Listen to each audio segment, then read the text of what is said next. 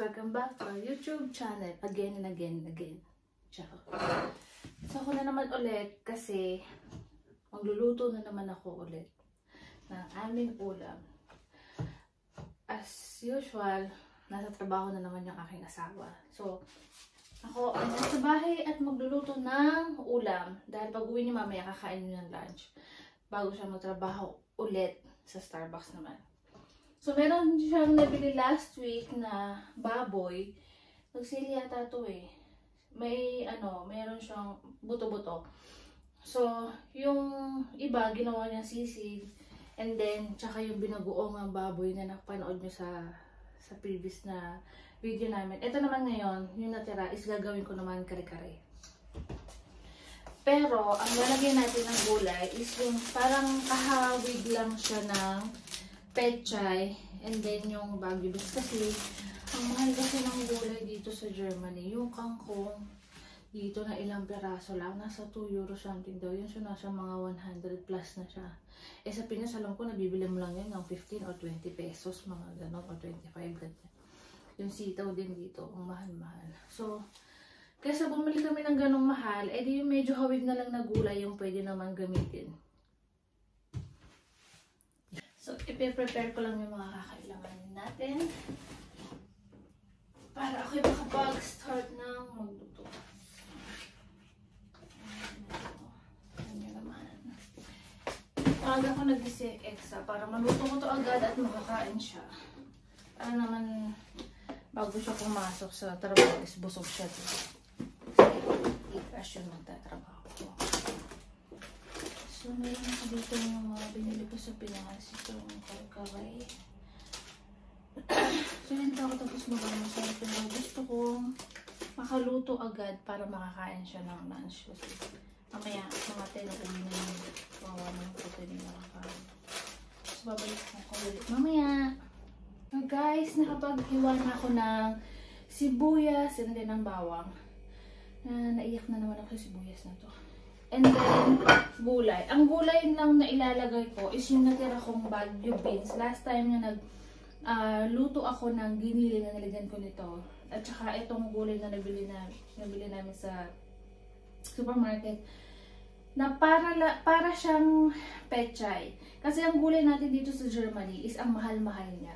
So, kung meron naman alternative na pwedeng gamitin, ito na lang. This mura pa. Kesa kasi yung gulay natin dito, parang ginto kasi, ang mahal-mahal. So, meron naman ako nakitang ganito na pwede din naman. Eh di yun na lang yung gagamitin natin. Kasi bibili pa tayo ng mahal nitong gulay. Kung meron naman option. Diba? So, ito yan. So, magigisa na ako ng sibuyas bawang. Igisa ko na yung baboy. Napakuloan na rin siya. Medyo malambot na siya actually. So, sandalian na lang ng gulay. And then, ito na lalagyan natin peanut butter. So, mamaya, kapag sa inyo pa magluluto na. Okay? Yan, nagisa ko na siya. Sibuyas bawang. So, isugay ko pa siya ng konti para mas lumasa yung sibuyas at yung bawang. Okay. Sige lang. Favorite ko.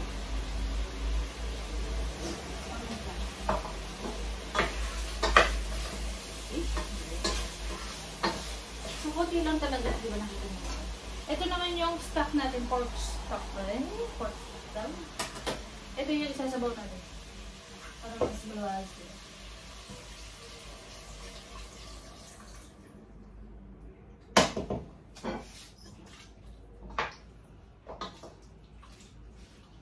Kunti lang yung nilagay ko kasi kunti lang din naman yung baboy. Mamaya ko nalalagay yun. Malambot na to eh. Malambot na. So guys, kumukulo na, pwede na natin ilagay yung peanut butter. Actually, dapat meron din itong ano eh. Yung sa at-ready. Kaya lang, naubos na lang namin sa siya. Wala na akong stock. So, peanut butter. Tingnan. Dito na.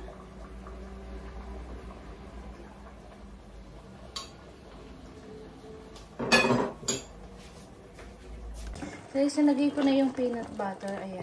Lulusawin lang natin siya. May buto-butong kasama.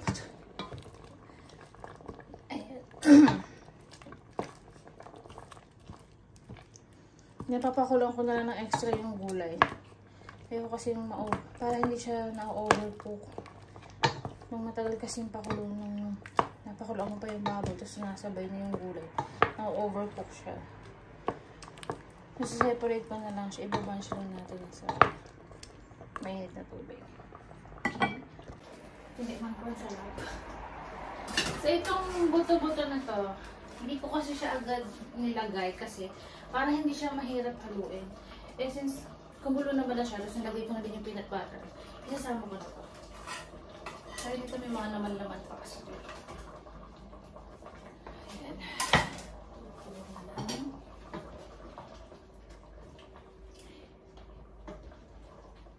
Low heat lang natin para.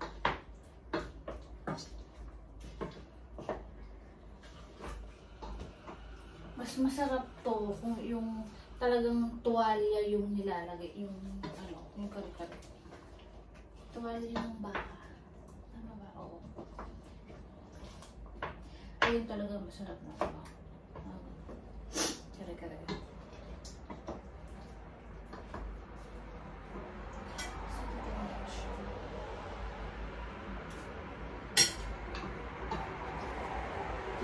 Ay, ang sarap.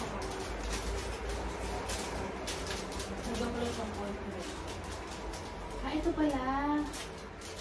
Para magkulay din siya. Mix. Yung kare-kare na kare-kare mix.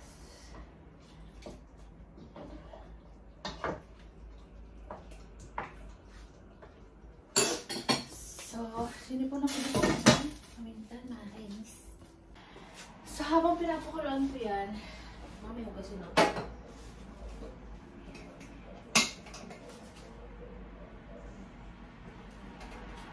Ano yung sabi mo sa pala? Abay ako mag-uwas.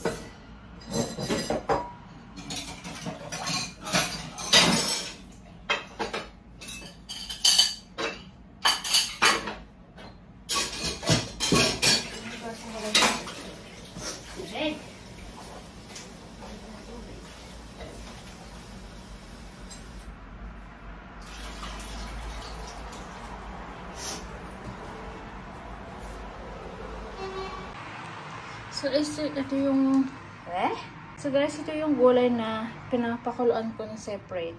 Nalalagay ko dito sa kare-kare mamaya para hindi siya ma-overcook. Then, ito na yung kare-kare natin. Finish na siya. Luto na siya kasi nga napakuluan na yung baboy kaya malambot na siya agad. Kaya sandali ko na lang siya niluto. Mamaya, pag malambot na yung gulay, isasama ko na siya dito.